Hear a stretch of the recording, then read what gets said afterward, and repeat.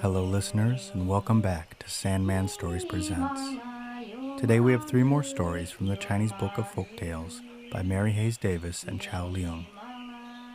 In the first story, young Moi shows how 1 can defeat 2, while all are equal. In story 2, we learn that it is not wise to hang out with danger. And in story number 3, Confucius learns a lesson from the natural world. Okay, let's begin. The Hunter, the Snipe, and the Bivalve. Young Moi was one of the very wise men of China. He lived in the mountains and studied the books of Confucius for 20 years, and afterwards he taught others. He taught school for 10 years, and because of his wisdom had many pupils, over 2,000 in all. He was now 60 years old and greatly respected by many people. One day, he thought he would give a party for his scholars, so he sent them all word and asked that each one repeat a story at the party. After he invited his guests, he thought, I too must have a story ready for tomorrow night. What shall it be? And he walked down to the river, thinking. There he saw 2 creatures on the edge of the river fighting. One was a great bivalve, and the other was a snipe that had been hunting for fish near the river. They fought long and hard until a hunter with a gun and a net passed by and saw them. He made no noise and came in close, but they were so busy trying to kill each other that they could not see him. So he caught them both and took them home in his net. Young Moi, the wise teacher, thought deeply and said to himself, There is meaning in all this, and he walked slowly back to his schoolroom. He sat down at his desk and thought, and he stirred the ink in his ink dish, not knowing what he did. Then he wrote this story and said, In my mind, this is a strange thing. The snipe is a fine creature in the air. He has 2 wings and has great power to do for himself. Small fishes swim in the water, and the snipe can take any one he wants, but he cannot live in the home of the bivalve, or try to take away life from him without perishing himself. If he had power to go under the water and live, there would be no small fishes in the river. And if he were big like the eagle or bear, there would soon be no fishes in the world. I am glad the Creator made him a small creature, and not too powerful. The bivalve, he has great power to live under the water. Small swimming things cannot escape if they pass by his door. But if he could move like the other fishes, with his great power and his appetite for many fish, I think the mother of all fishes could not make enough for his greedy mouth, for now he opens his doors all day long and takes in creatures that swim by. I had fish from the river last night for my evening meal, but I think they never passed the bivalve's house, or he would have had them for his supper. When the bivalve and snipe fought each other, each one thought, I have great power. I want what you have, and I will kill you and get it for myself. The snipe saw the bivalve's open door, and he thought, What nice white meat, I will have it, and he picked at it. The bivalve shut his doors tight and held the snipe so that he could not get away. And they fought, each one trying to kill the other, until the hunter came and caught them both. Then the hunter took the snipe and the bivalve home, and said to his wife, We will have a good supper tonight. And his wife looked and was very glad to have 2 such savory things at one time. The hunter said, Cook the bivalve well done, and we will put some tung ku and cho chen cho with it. Save the shells and put them away carefully to dry, and I will sell them to the man who makes furniture for inlaying in his tables. The pearls that were in this bivalve will bring me much silver from the jeweler. I will ask my mother to come here for supper. The bivalve is enough for us all, and my mother will be glad. She has never before eaten of a bivalve. The snipe I will not kill. I will keep him to show my son and nephew. Give him rice to eat and some water to drink, and keep him in a cage. Tomorrow I will give him some fish, and in a few days I will take him to the school teacher. Then, when I train him to sing, I will take him to the marketplace and sell him for much silver. At the party on the evening of the next day, all the pupils told stories. At last the teacher repeated the story of the fight between the swimming and flying creatures. "Now I will ask you a question," he said to the pupils. "If the snipe flies in the air, can man catch him? And if the bivalve stays under the cave in the river, can man injure him?" And the pupils all said, "No, teacher." "Well, it was said that the snipe and the bivalve were caught yesterday. Can you tell me why?" "We do not know," said the scholars. And the teacher said, "They are happy and powerful creatures when they do no harm to each other. The snipe flies in the air, the bivalve swims in his home, the sea, and each has happiness according to his kind. Now you see these two creatures fought together, the snipe and the bivalve, and they did not succeed by fighting. The hunter is the only one that succeeded. It is so with the three nations now at war. They are like the hunter, the snipe, and the bivalve. They ought to live in peace. They are lost when they fight amongst themselves." Then young Moi drew a picture of the warring countries for his pupils. 1 and 3 represent two nations at war with each other. 1 asks 2's permission to pass an army through his country that he might fight 3. While the army of 1 is away from home, the people get in a fight amongst themselves, and civil war follows. Number 2 takes advantage of the situation, and in the absence of number 1's army, who is trying to overpower 3, conquers number 1 easily. Number 2 then owns the nations 1 and 2, and with this added strength goes to the land of number 3 and conquers him, so that all 3 countries now belong to number 2. The end.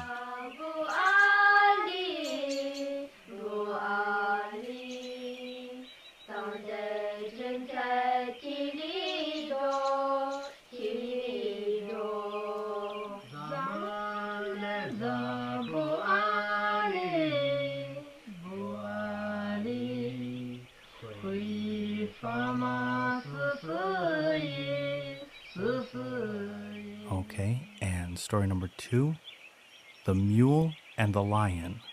Li-Tzi and Xi-Tzi. The mule is Li-Tzi and the lion is Xi-Tzi. One night the lion was very hungry, but as the creatures of the wilderness knew and feared him, even from afar, he could not find any food. So he went to visit the young mule that lived near the farmer's house, and when he saw her he smiled blandly and asked, "What do you eat, fair Li, to make you so sleek and fat? What makes your hair so smooth and beautiful? I think your master gives you tender fresh grass and a fat young pig to eat." The mule answered, "No, I am fat because I am gentle. My hair is beautiful because I do not fight with other creatures. But why do you come here, see?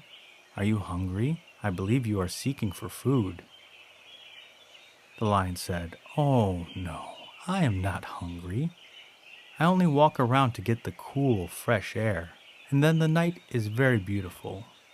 The moon hangs up in the clear sky with the stars and makes a soft light, and so I came to visit you. Would you not like to take a walk with me? I will take you to visit my friend the pig. I never go to his house alone.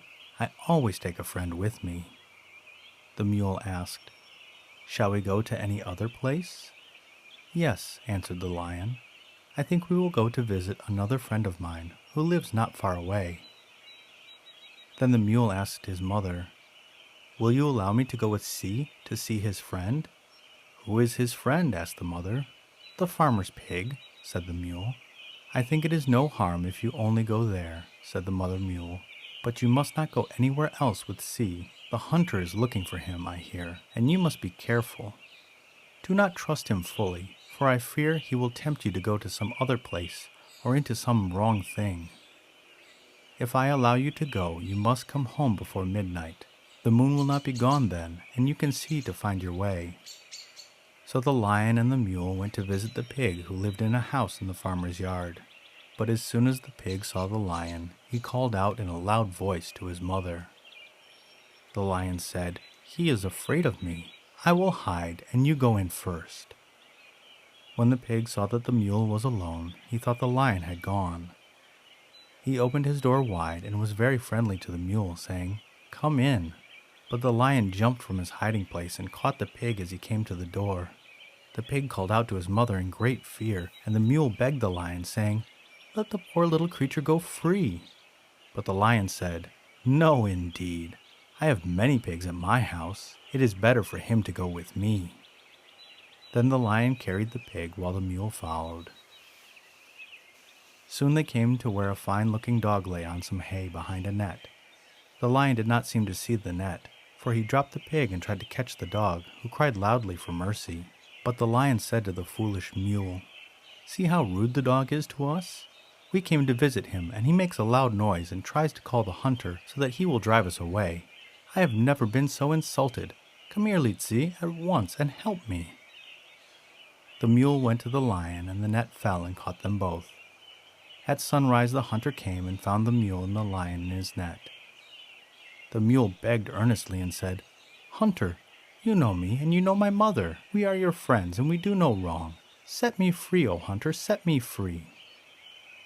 The hunter said, "No, I will not set you free. You may be good, but you are in a bad company, and you must take what it brings. I will take you and the lion both to the marketplace and sell you for silver. That is my right. I am a hunter. If you get in my net, that is your business. If I catch you, that is my business." Yi-zi, meaning, bad company is a dangerous thing for man or beast. The end.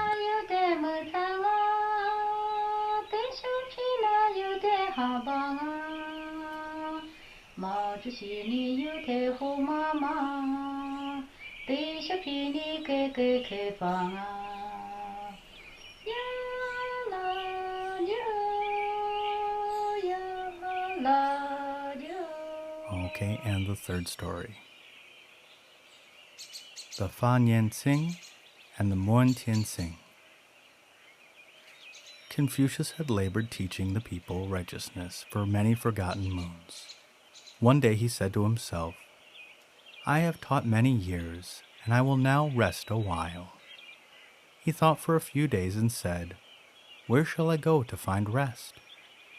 Then he spoke to Tzu Lu, Yen Yun, and Sun Kong, his faithful pupils, saying, "I have been thinking that I should now rest for 3 moons and visit the Daesan mountain, but I do not wish to go alone.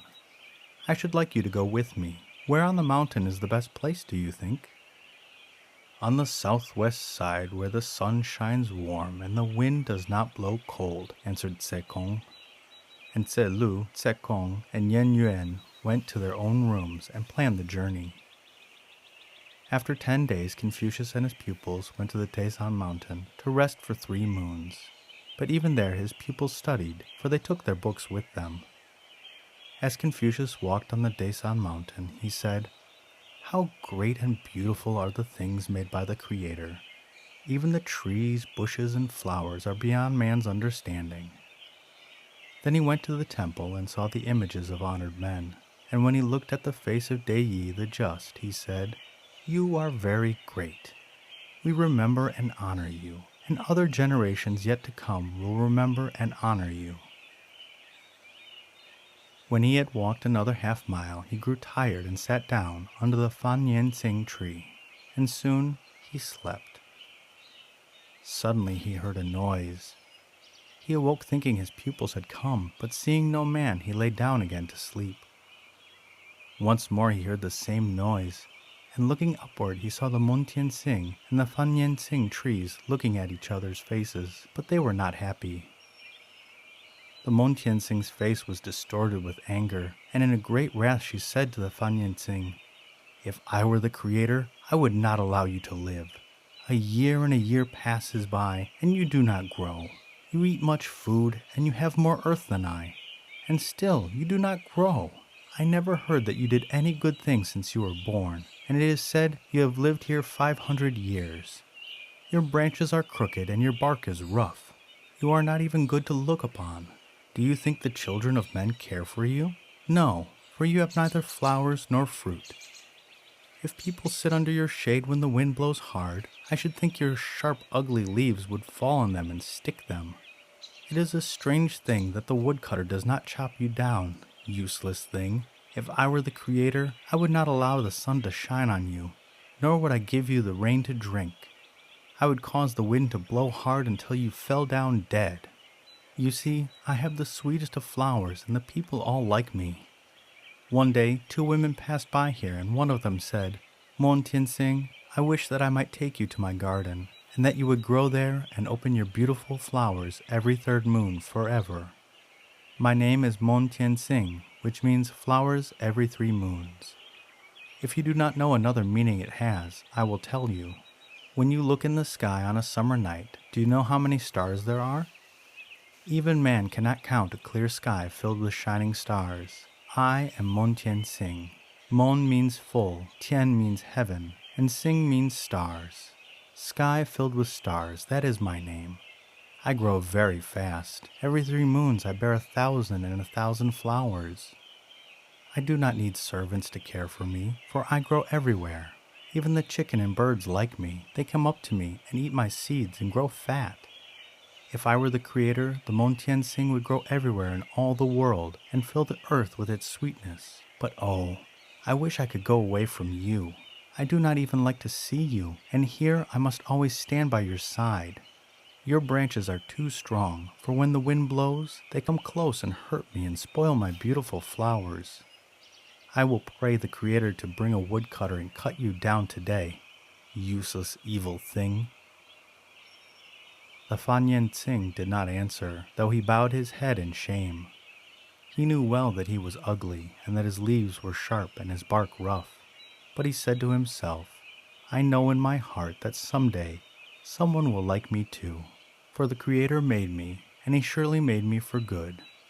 I will keep patient and wait. In about 3 moons the cold days came, and all the things were frozen. The rivers stood still, the flowers were no longer seen, the trees and shrubs threw all their leaves on the ground. But the Fa-Nien-Ts'ing held up his head high and smiled bravely, and he kept his leaves, and they grew green and green. Then he said to himself, The cool wind is good for me, the frost does me no harm, I feel better. This is my happy time, for the people like to have green in their houses now. Today they came to the mountain, and they found no other thing that was yet green but my leaves. A young man was about to be married. He could find no flowers, so he took some of my leaves and branches to put in his house. The birds come to me for shelter from the cold and snow. They say the Fa-Nien-Ts'ing is a good home for them. The winter is cold, cold every day, but I grow greener and greener. The woodcutter comes and stands by my side and says that I keep cold wind away from him. I know the Creator made me for good. Then Confucius awoke. He looked up and he looked down, and he looked all about him. There was no living thing near except the Fa-Nien-Ts'ing and the Mön-Tien-Sing, and he said, It was a dream, but surely I heard the Mön-Tien-Sing trying to quarrel with the Fa-Nien-Ts'ing. I know that these things of the world have deep meaning, and this is my lesson. I would not be as the Mön-Tien-Sing, but I wish to be like the Fa-Nien-Ts'ing. He arose and laid his hand gently on the Fa-Nien-Ts'ing and said, The time is long that you stand here, patient one.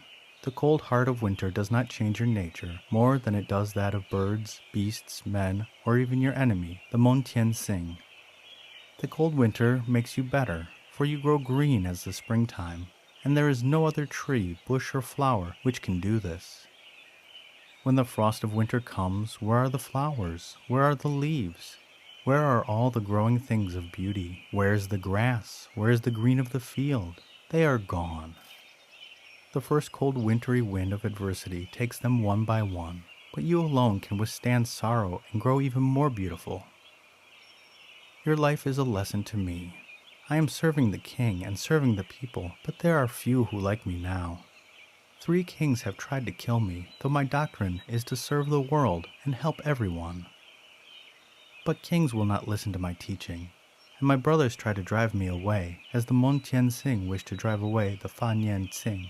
For 4 days I went without food, and many were the enemies around and against me at that time when the king banished me.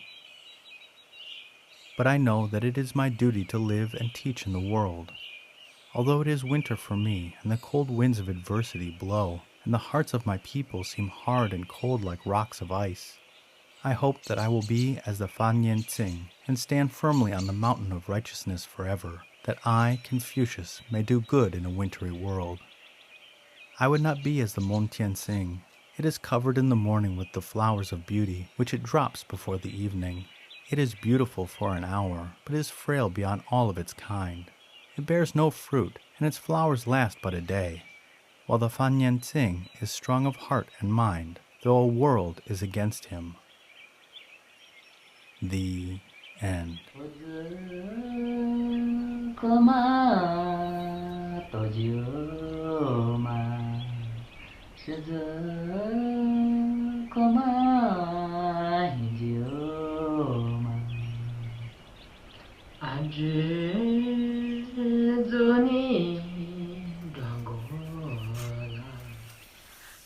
Well, that was really cool to see the three fighting in the first story. Definitely watch out who you keep for company in the second story. And the third story, being beautiful is nice and all, but standing up in a cold world, very respectable. And the podcaster shout-out is to the Australian Histories podcast, hosted by Jenny. And from Jenny's website it says, "What I hope to share with you here is both an overview of various interesting episodes in Australian history, as well as some humor, interest, and perhaps even a new perspective from those in your high school textbooks." Jenny has a super soothing voice and recounts a lot of interesting history. So if you like history podcasts, if you like calm voices, if you like interesting stories from Australia, this is the podcast for you. And if you like her podcast as much as I do, go and give her a 5-star rating on Podchaser or iTunes. And the listener shout out is to Sindh, Pakistan. You are 77% of my listeners from Pakistan. And Sindh is home to the beautiful port city of Karachi, one of the biggest ports in the world. And a majority of the people in the area speak Sindhi, so I will attempt to speak Sindhi today. Mehrabani tawakkiyo ayo. Thank you, and good night.